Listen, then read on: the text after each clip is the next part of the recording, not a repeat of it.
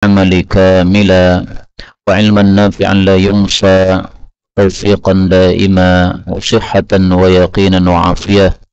اللهم افتح لنا كل خير، اللهم اكفنا بحلالك عن حرامك وأغننا بفضلك عمن سواك. آمين يا رب العالمين. Alhamdulillah kaum muslimin rahimakumullah. Kita lanjutkan pengajian kitab Al-Arba'in Asy-Syababiyah, dan kita sudah sampai pada hadis yang keempat. Qala al-muallifu hafizahullahu ta'ala wa naf'ana bihi wa bi'ulumihi fid dharain amin. An Samurah bin Jundub radhiyallahu anhu qala ittaqu waspadailah sinna syabab, usia muda. Innama syabab, tiada lain usia muda adalah junun, gila.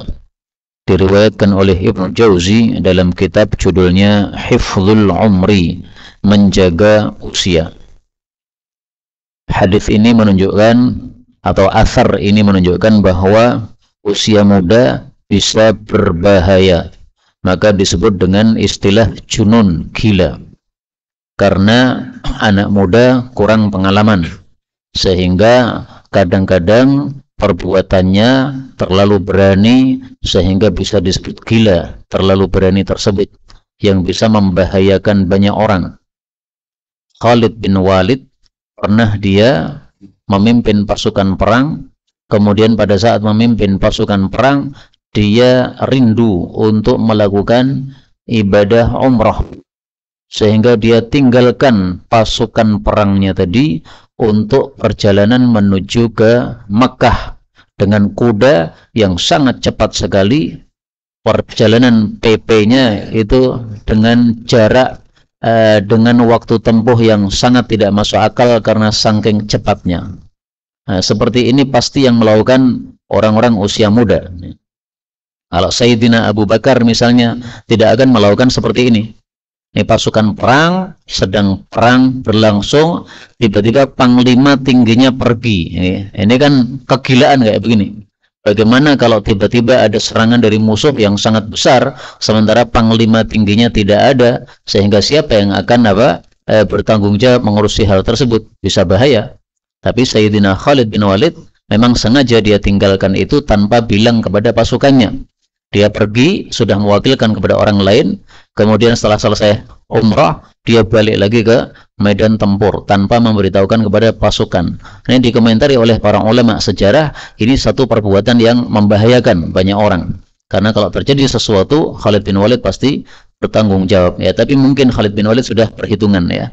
Dia melakukan sesuatu pasti sudah ada perhitungannya. Nah, tapi tetap saja itu dianggap sebagai satu perbuatan yang bisa membahayakan orang.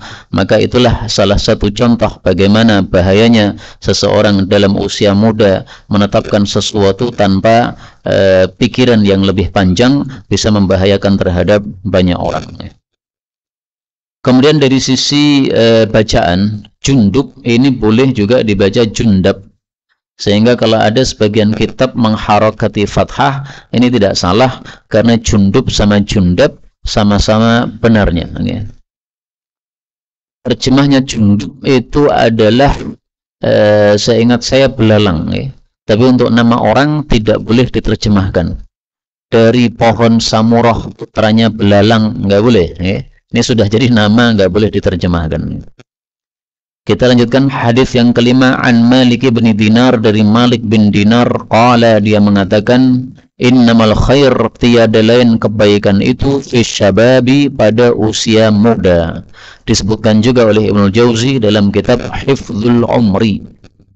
Ini dua asar bertolak belakang. Kalau asar pertama menunjukkan usia muda bahaya, seperti gila. Tetapi asar kedua menunjukkan usia muda malah kebaikan terkumpul di situ. Nah, ini sebenarnya bisa dikompromikan.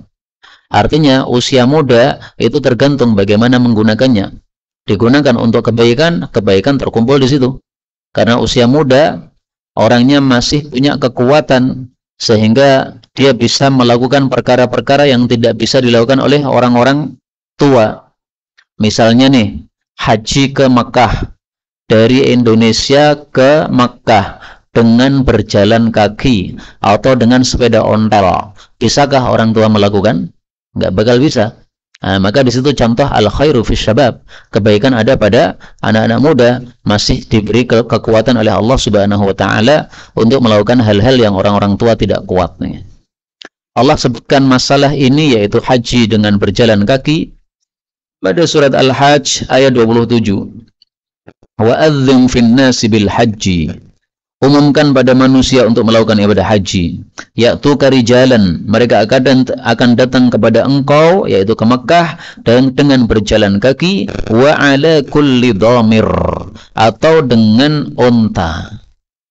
Nah, kata Ibnu Abbas, berjalan kaki disebutkan lebih dulu, unta disebutkan belakangan, berarti lebih utama haji dengan menggunakan jalan kaki.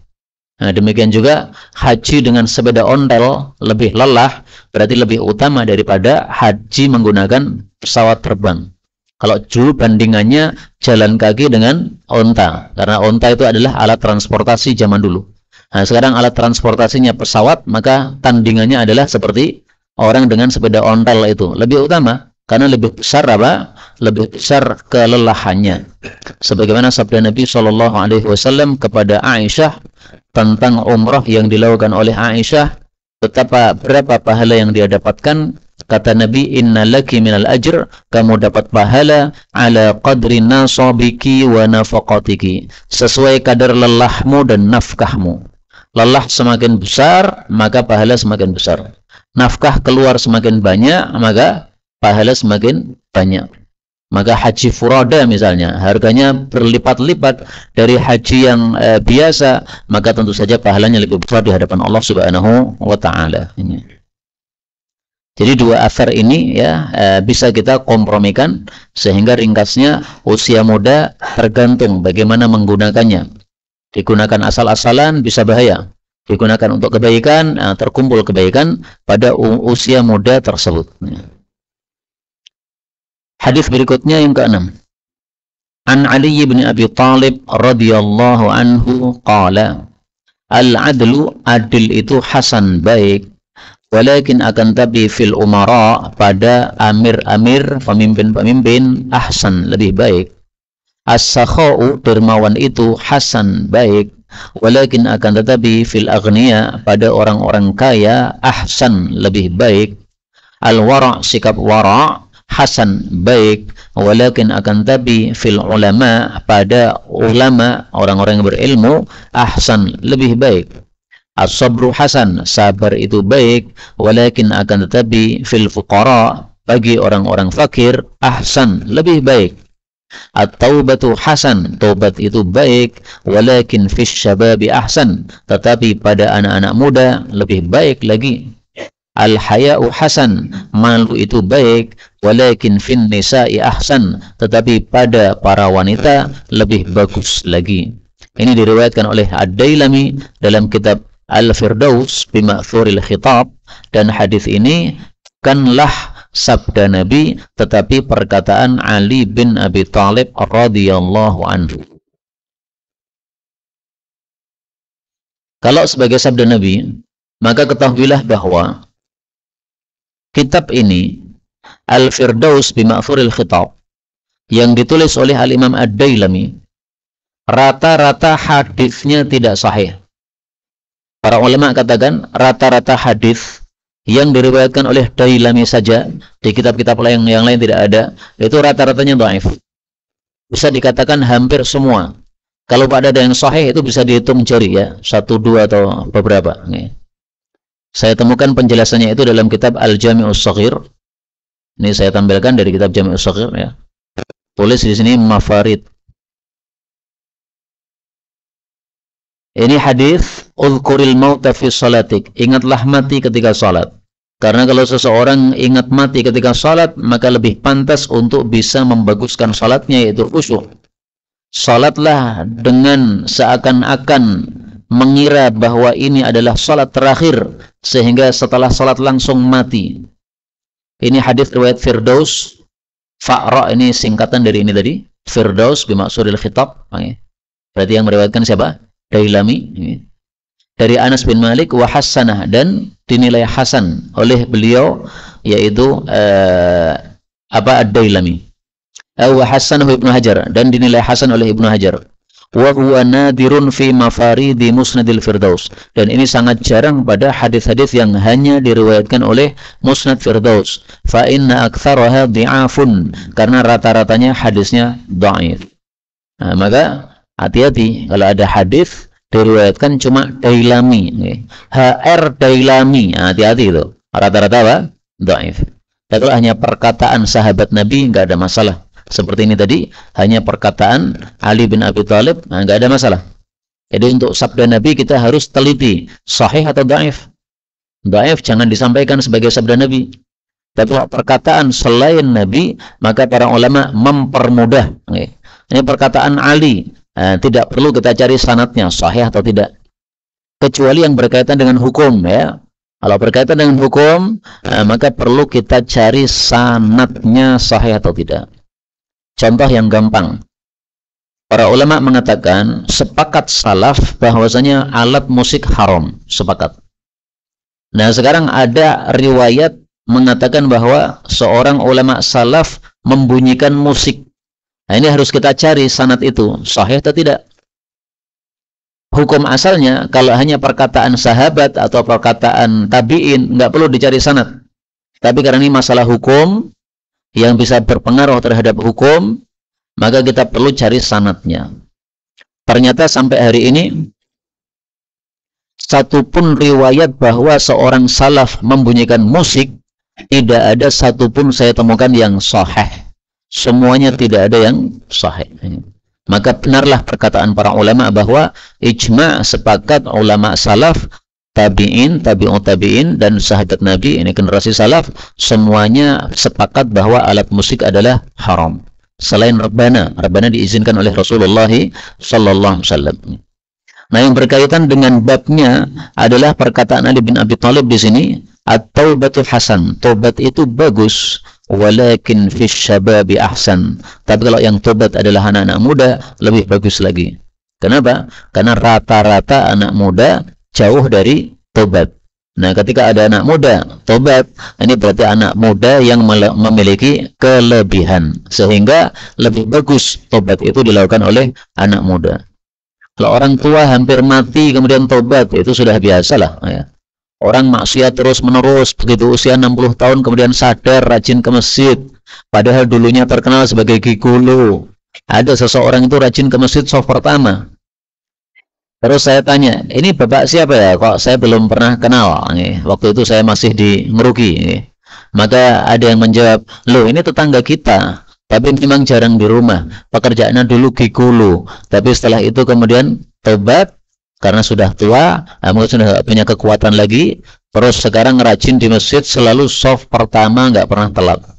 Nah, ini orang tobat tapi sudah tua, ya baguslah. Tapi kalau sudah tua tobat itu sudah wajarnya. Orang tua tidak tobat ini apa? Keterlaluan seperti itu. Nah, kemudian di sini Ali bin Abi Thalib menyampaikan beberapa hal. Yang pertama adil, yang kedua dermawan, yang ketiga wara, yang keempat sabar, yang kelima tobat, yang keenam adalah malu. Ini semuanya adalah sifat-sifat yang baik yang kalau dikumpulkan pada seseorang maka menjadi orang yang sempurna akhlaknya. Karena itu mari kita usahakan untuk al-adil, adil, ya. Dari skop kecil keluarga kita, ada anak-anak, adil kepada anak-anak semuanya. Jangan pilih kasih menyebabkan kerusakan pada rumah tangga. Sebagaimana yang terjadi pada keluarga Nabi Ya'qub alaihissalatu wassalam. Saking cintanya beliau kepada Nabi Yusuf, anak-anak yang lain tidak terima sehingga melempar Nabi Yusuf ke sumur. Itu gara-gara merasa tidak adil dari bapaknya, ya. Dermawan, apalagi hari-hari ini sekarang adalah 10 awal Dzulhijjah, ini pahalanya dilipat gandakan oleh Allah Subhanahu wa taala. Kita sedekah pada 10 awal Dzulhijjah ini pahalanya lebih besar daripada sedekah pada hari-hari yang lain. Nah, maka mari gunakan kesempatan 10 hari ini untuk kita lebih dermawan dalam mensedekahkan sebagian harta kita. Rasulullah sallallahu alaihi wasallam bersabda tentang 10 awal Dzulhijjah, fa'akthiru fihinna. Ma min ayyamin, tidak ada hari-hari a'zamu indallah, yang lebih agung di hadapan Allah dan tidak pula dicintai oleh Allah beramal padanya melebihi hari-hari al-ashr, 10 awal Dzulhijjah. Fa'akthiru fihinna, maka perbanyaklah pada 10 awal Dzulhijjah tasbih, tahlil, tahmid, takbir. 4 wirid, Pak. Nah, kita baca supaya berkesan. Subhanallah wa la ilaha illallah walhamdulillah wallahu akbar, 3 kali. Subhanallah wa la ilaha illallah walhamdulillah wallahu akbar. Subhanallah wa la ilaha illallah walhamdulillah wallahu akbar. Ini bolak-balik enggak apa-apa. Jadi nggak harus tasbih dulu, tahlil lalu, kemudian tahmid, takbir, nggak harus ya. Bolak-balik silahkan, nggak ada masalah. Meskipun Nabi mengurutkan di sini tasbih tahlil, tapi seandainya tahlil dulu baru tasbih, nggak ada masalah. Taunya dari mana? Ya dari hadis yang lain. Rasul Shallallahu Alaihi Wasallam bersabda, la yadurrukum bi ayyihinna bada'a, tidaklah memadarati kalian dari mana saja untuk dimulai dari wirid-wirid tersebut ya.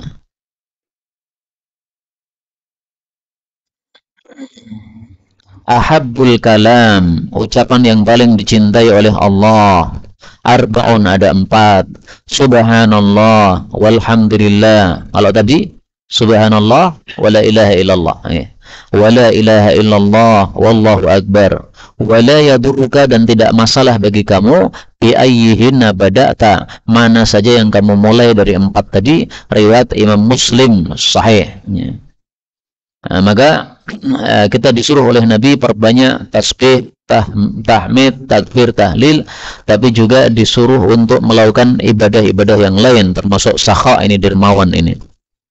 Kemudian wara, yaitu menjaga dari yang haram. Nah, itu lebih penting para ulama untuk melakukan. Karena ulama berarti ilmunya lebih banyak, sehingga pengetahuan dia tentang halal haram lebih banyak. Sehingga karena pengetahuannya lebih banyak, mestinya lebih wara.